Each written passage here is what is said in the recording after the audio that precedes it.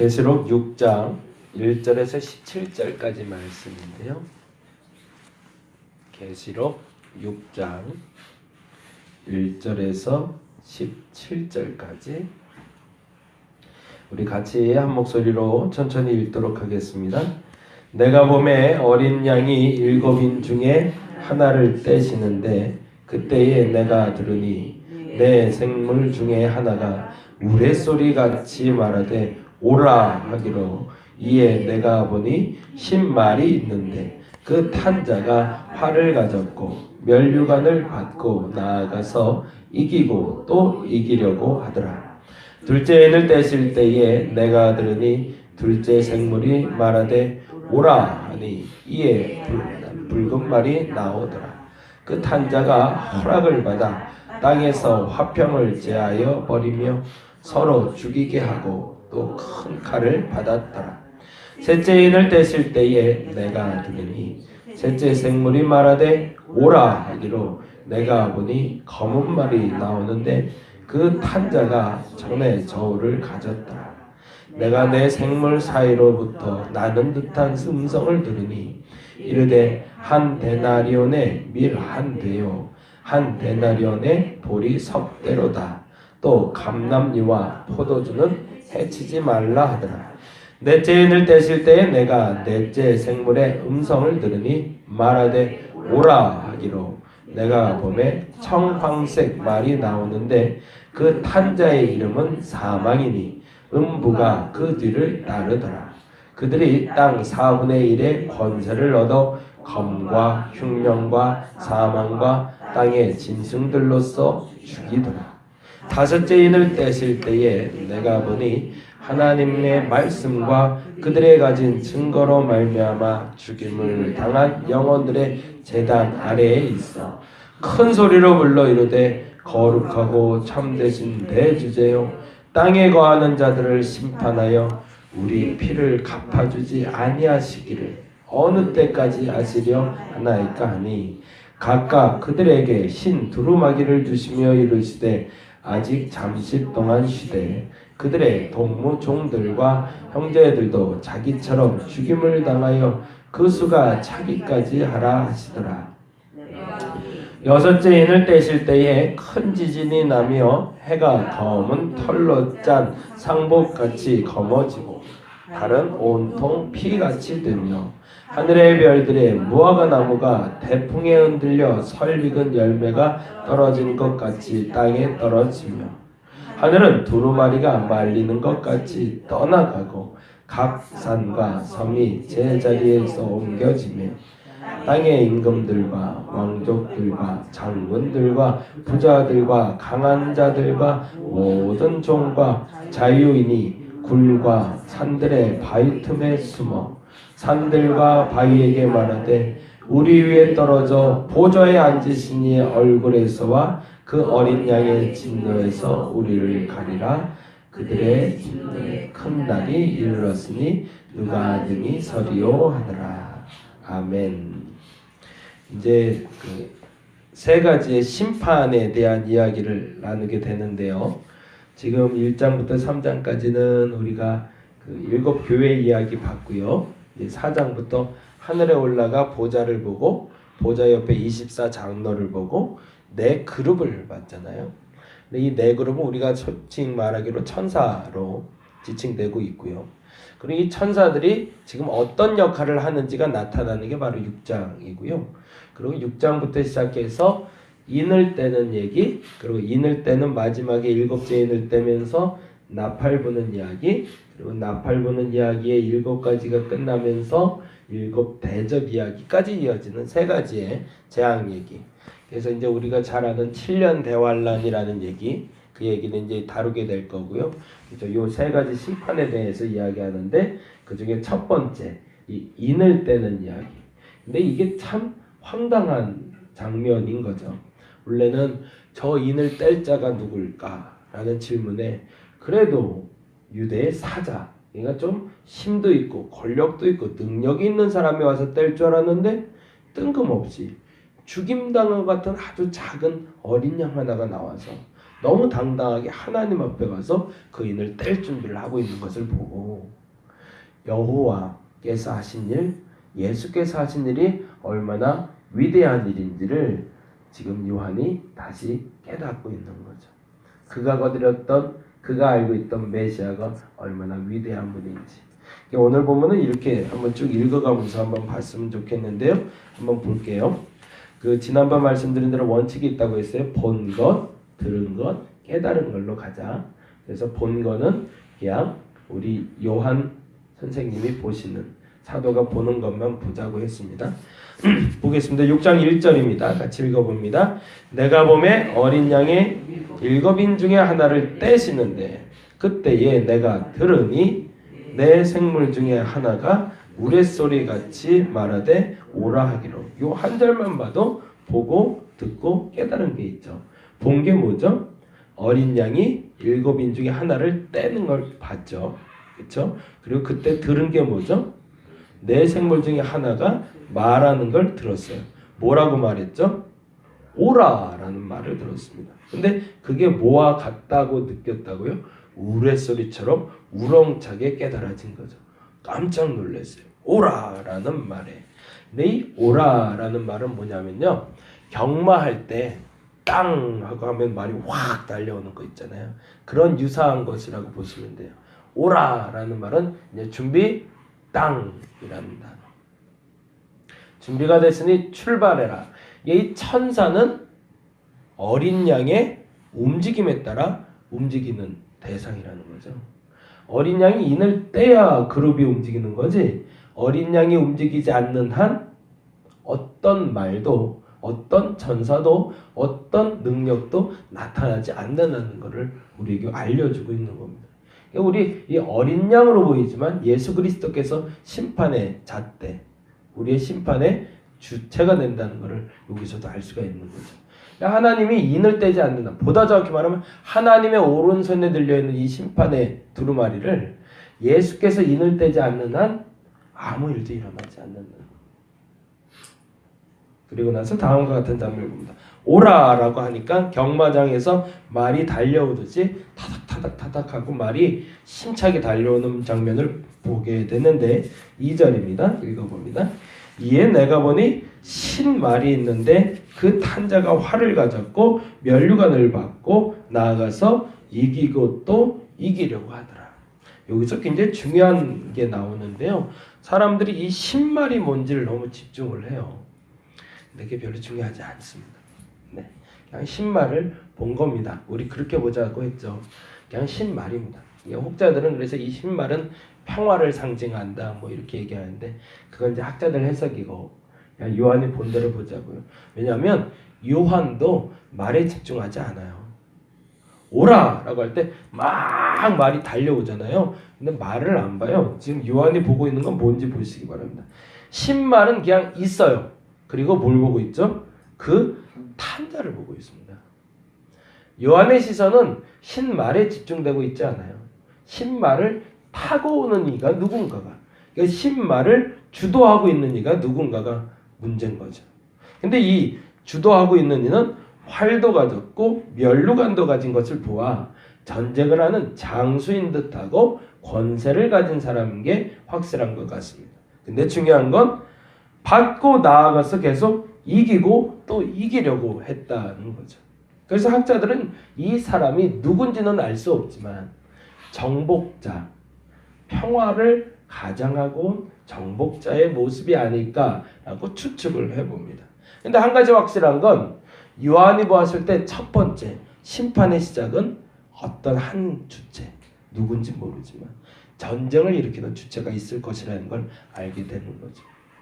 모든 일이 시작은 그렇게 되더라고요.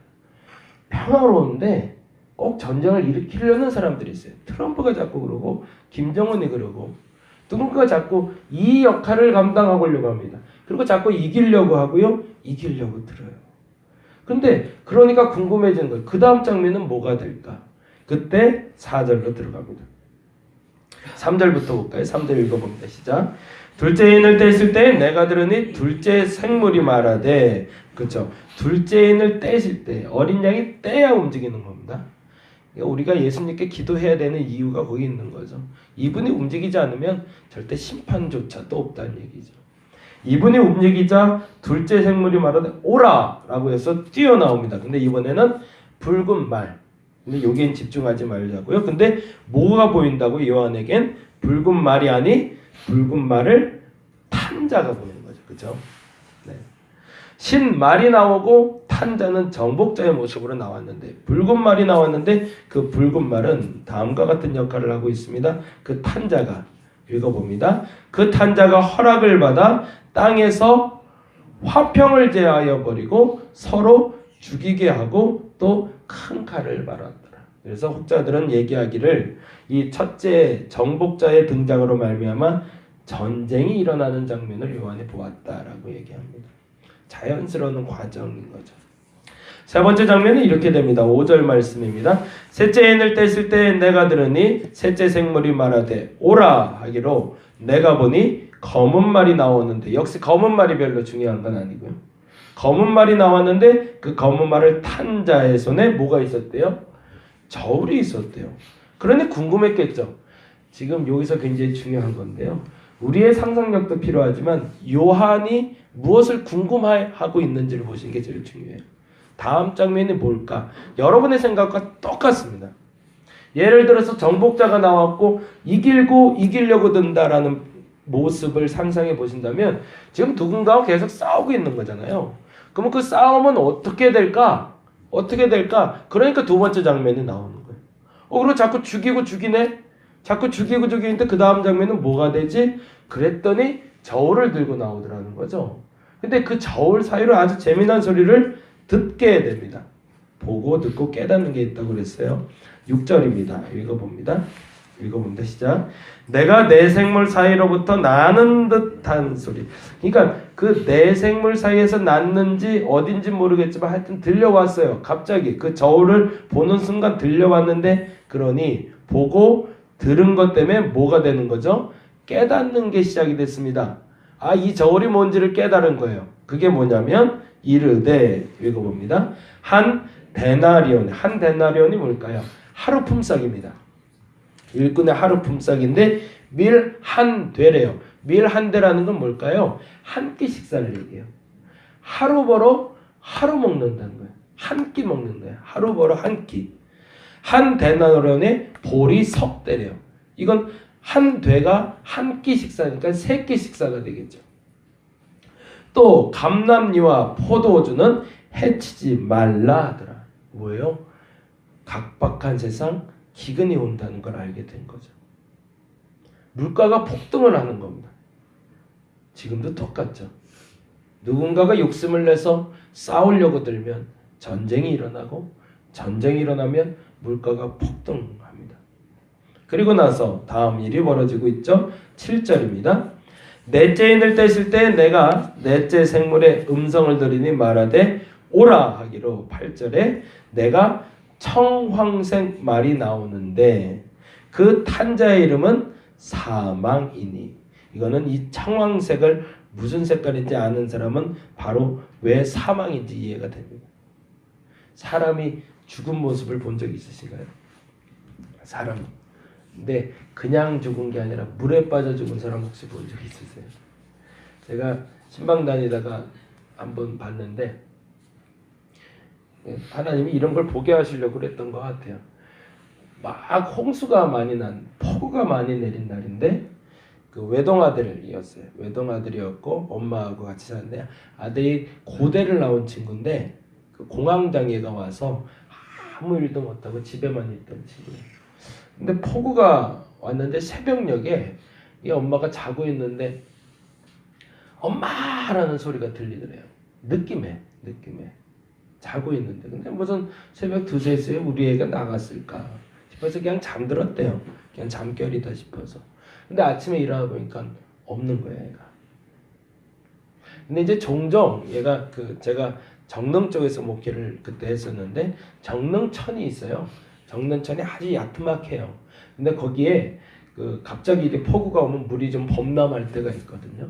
근데 이 친구가 종종 답답할 땐 그 정릉천에 나가서 앉아 있었대요. 이거 엄마 얘기예요.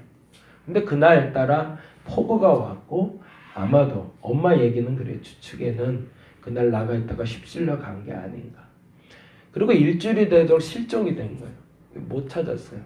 그러다가 이제 연락이 왔죠. 근데 저희들은 또 뭐 방법이 없으니까 경찰에 신고해놓고 기다리고 있는데 교회로 연락이 왔어요. 왜 그렇게 됐는지 모르겠어요. 그 친구 몸에 주보가 있었는지 뭐가 있었는지 모르겠지만 교회로 연락이 와서 같이 가야 되는데 때마침 담임 목사님은 안 계셨고 제가 있어서 목사님 계시면 같이 갔으면 좋겠다고. 첫째는 엄마가 너무 무섭다는 거예요. 내 아이인지 확인도 해야겠지만 어떨지 몰라서. 그래서 가자고. 그래서 갔는데 신원 확인을 해야 되니까. 근데 경찰 얘기가 그래요. 벌거벗은 남자가 발견이 됐는데 바위에 부딪혀서 멈춰있는 벌 퉁퉁 버갖고 어떻게 이거를 그러니까 뭐가 몸에 지니고 있어야 뭐를 이렇게 할 텐데 신고가 들어온 사람이 있으니까 한번 가보자. 그래서 이제 간 거예요. 갔더니 정말로 땅땅하게 막 온몸이 막 부풀어 올랐더라고요. 그래갖고 죄송해요 새벽에 이런 얘기 그래서 그냥 설명하려고. 근데 그때 처음 봤어요. 아 사람이 죽어서 온몸에 멍이 들어서 이제 온몸에서 막 피가 이제 다 터져서 죽으니까 그 몸이 터져서 탕탕하게 퉁퉁하게 부었는데 그 냉동고죠. 냉동고를 이렇게 쭉 열어서 얼굴을 딱 열어보니까 청황색이더라고요. 청황색이 무슨 색인지 다 알았어요. 황색빛과 청색빛과 녹색빛이 오묘하게 조화가 되어 있어요. 그러면서 이게 뭐라 그럴까? 그러니까 시커멓게 탄 것도 아니고 죽은 시체의 모습이 그렇게 했다는 걸 그때 알았어요. 요한도 그 장면을 알고 있는 거죠. 청황색이 나왔을 때 그 장면이 오버랩됐던 겁니다. 그리고 이게 사망인 걸 알았던 겁니다. 무슨 말이에요? 누군가의 욕심으로 말미암아 전쟁이 반드시 일어나고요. 누군가의 욕심으로 일어난 전쟁은 결국엔 기근을 가져오게 되고 결국엔 사망을 가져오게 됩니다. 그러면 이쯤 되면 제일 먼저 걱정되는 게 누구세요? 이쯤 되면 제일 먼저 걱정되는 거. 내 식구들이잖아요. 요한에게 가장 아끼는 식구들이 누굴까요? 같이 믿음을 가졌던 사람들이죠. 그들의 모습이 궁금해지는 겁니다. 그리고 다음 모습으로 가게 됩니다. 9절입니다. 같이 읽어봅니다. 다섯째 인을 떼실 때 내가 보니 이제는 그룹들은 없습니다. 내가 그냥 직접 봤어요. 왜요? 요한이 제일 궁금해하는 장면이 보여지는 겁니다. 꿈에서도 그렇지 않으세요? 내가 보고 싶은 걸 보게 돼요. 근데 봤는데 뭘 봤냐면 읽어봅니다. 하나님의 말씀과 그들이 가진 증거로 말미암아 죽임을 당한 영혼들이 제단 아래 있대. 누구예요? 나와 같이 신앙생활 했던 사람들. 먼저 죽은 사람들. AD 60년경에 네로로 말미암아 죽었던 사도 바울, 베드로. 이 모든 믿음의 동지들이 보이기 시작하는 겁니다. 근데 너무 쓸쓸한 모습으로. 그러고 나서 이렇게 돼 있는 거죠. 10절에 이렇게. 이제는 바로 그의 감정의 호소가 나오는 겁니다. 그 장면을 보니까요. 청황색을 봤잖아요. 사망을 받고 그리고 죽어갔던 나의 순교의 동지들이 보였으니 탄성 비슷하게 탄원 비슷하게 애타는 마음으로 이렇게 부르는 겁니다. 10절 말씀 읽어봅니다. 큰 소리로 불러 이르되 거룩하고 참되신 대주제여 땅에 거하는 자들의 심판하여 우리 피를 갚아주지 아니하시기를 어느 때까지 하시려 하나이까 라고 그 답답함을 호소하고 있는 거예요. 하나님 도대체 언제까지입니까? 언제까지 저렇게 죽어가야 되는 겁니까? 인간 하나 때문에 한 사람의 욕심 때문에 저 많은 사람들이 죽어가고 저 많은 고통을 겪고 있는 것을 보고 어찌 가만 계십니까? 라고 얘기하자 두 가지로 응답을 하십니다. 11절인데 첫 번째 응답은 11절입니다. 읽어봅니다. 시작. 각각 그들에게 신 두루마기를 주시며 이르시되 아직 잠시 동안 쉬되 그들의 동무 종들과 형제들도 자기처럼 죽임을 당하여 그 수가 차기까지 하라 하시더라. 첫 번째 응답은 이 쉰다라는 말과 신 두루마기에 있습니다. 쉰다라는 말은 회복시키다, 소생시키다라는 단어입니다.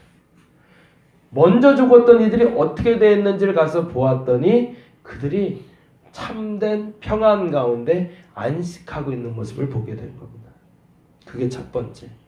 그리고 두 번째 응답은 그때가 아직 이르지 않았다. 그러면 그때가 이르면 무슨 일이 일어날 것인가? 그것을 말하는 게 여섯 번째 인을 뗄 때입니다. 내가 죽어서 갈 곳이 우울하고 억울하고 속상한 자리가 아니라 하나님이 회복시키는 자리라는 걸 알게 된 거고요. 그 수가 차기까지 기다리라는 말에 그 수가 찰 때가 누구를 기다리고 계신지를 요한이 알게 된 거죠. 그건 누굴까요? 바로 나죠, 나. 내가 그렇게 죽게 되었을 때 나도 거기서 소생케 되는 그 기간을 보내게 될 것인 걸 요한이 알게 된 겁니다. 신천지에서는 이 수가 차기까지를 그래서 14만 4천을 채운다고 해석을 하고 있는데 그건 잘못된 해석이고요. 그 다음에 보겠습니다. 그 다음에 여섯째 인 얘기하고 빨리 마무리할게요. 12절 같이 한번 읽어봅니다. 내가 보니 여섯째 인을 떼실 때 큰 지진이 나며 해가 검은 털로 짠 상복 같이, 거기 같이라는 말 통과를 해놓으세요. 같이. 이제부터는 본 것에 대해서 요한이 자기가 설명할 수 있는 최대의 단어를 표현하고 있습니다. 이게 이제 요한계시록을 볼 때 요 같이라는 단어는 동그라미를 하고 보세요. 그리고 있는 모습 보려고 노력을 하시기 바랍니다. 그 다음에 검어지고 다른 온통 피 같이. 13절 하늘의 별들이 무화과의 나무가 대풍에 흔들려 설익은 열매가 떨어진 것 같이. 얼마나 어렵게 설명하고 계신가 보세요. 정말 나름대로 최대한 동원을 하는 겁니다. 하늘의 별들이 무화과 나무가 대풍에 흔들려 설익은 열매가 떨어지는 것처럼 나름대로 최대한 설명을 해내고 있는 겁니다. 어떤 이가 핵폭탄, 어떤 행성이라고 표현하지만 그렇게 보지 말고 대풍에 큰 바람에 무화과 나무의 열매가 떨어질수록 우르르 떨어지는 그 뭔가를 봤다 정도만 보시면 되고, 이 장면이 어디에 나오냐면 사도행전 2장에 나옵니다. 사도행전 2장 볼게요.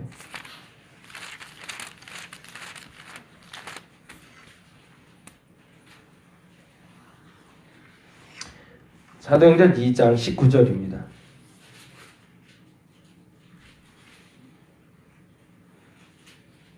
2장 19절, 20절 같이 한번 읽어보겠습니다. 또 내가 위로 하늘에서는 기사를, 아래로는 땅에서는 징조를 베풀리니 곧 피와 불과 연기로다. 이 장면이 지금 읽은 6장 1절에서 말이 나오는 장면이었던 거예요.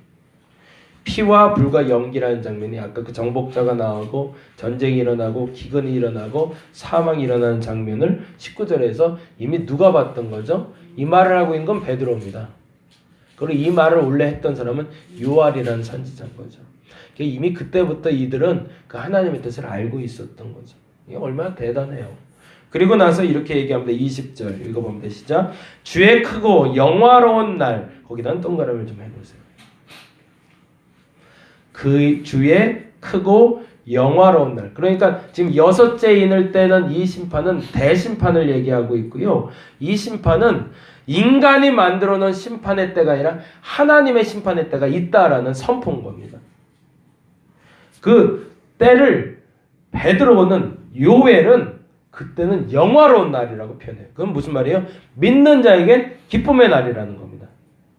믿지 않는 자에겐 심판의 날이지만, 근데 그 영화로운 날을 어떻게 표현하고 있죠? 해가 변하여 어두워지고 달이 변하여 피가 되는 날. 그게 아까 그 계시록에 말한 그 표현인 거죠. 죄송해요. 오늘 자꾸 길어지네요. 요것만 얘기할게요. 그 부분 다시 체크해 놓으시고, 해가 변하여 어두워지고 달이 변하여 피가 되리라는 표현을 요한은 계시록에서 그렇게 표현한 거죠. 해가 검은 털로 짠 상복같이 검어지고 달은 온통 피같이 된다고 표현한 겁니다. 그러니까 이 표현이 이 표현과 맞는 거죠. 근데 이 날은 어떤 날이다? 절대 주권자인 하나님의 심판의 때고, 이 날은 믿지 않는 자들은 심판의 때지만 믿는 자들에겐 영화로운 날이 될 거라는 겁니다. 저와 여러분이 그날이 언제인지 모르지만 그날에 영화로운 날이 되기를 간절히 바랍니다. 그날이 심판의 날이 되지 않기를 바랍니다. 그래서 사람들은 이렇게 행동하는 겁니다. 15절인데요. 15절 봅니다. 계시록 15절, 6장 15절. 땅의 임금들과 왕족들과 장군들이라고 되어 있어요. 땅의 모든 권세를 가진 자들을 상징하는 겁니다. 임금, 왕족, 장군, 부자, 강한 자, 모든 종, 자유, 모든 사람을 말하는 거예요. 모든 사람들이 굴과 산들의 바위 뒤에 숨어버리는, 사람이 할 수 있는 일이 아니더라는 거예요. 그때부터.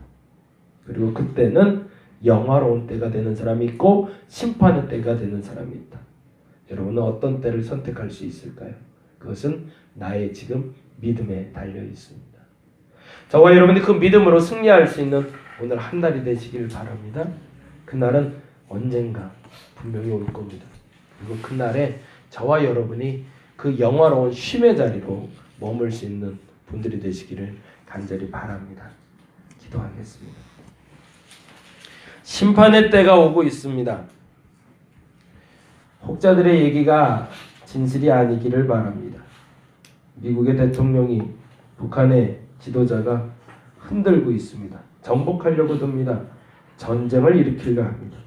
그들이 일으킨 전쟁은 당연하게 기근을 가져올 것이고, 기근을 가져오게 되면 결국엔 모두가 죽게 됩니다. 이 모든 일들을 보면서 우리는 요한과 같이 얘기합니다.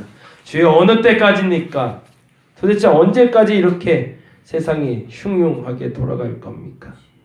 그때 주께서 말씀하십니다. 신혼의 때가 있다. 그때는 영화로울 때가 될 것이다. 믿는 자에겐 영화로운 때가 될 것이고 믿지 않는 자에겐 심판의 때가 될 것이다. 나는 어느 때를 살고 있나요? 그 때를 분명히 알고 선포하며 오늘 그날이 된다 할지라도 당당하게 오늘을 맞이할 수 있는 우리가 되게 하여 주옵소서. 무서운 시대를 살고 있습니다. 이 시대를 우리가 건강하게 분명하게 살아가게 하여 주시옵소서. 감사합니다. 고마우신 예수님 이름으로 기도드렸습니다. 기도하고 돌아가도록 하겠습니다.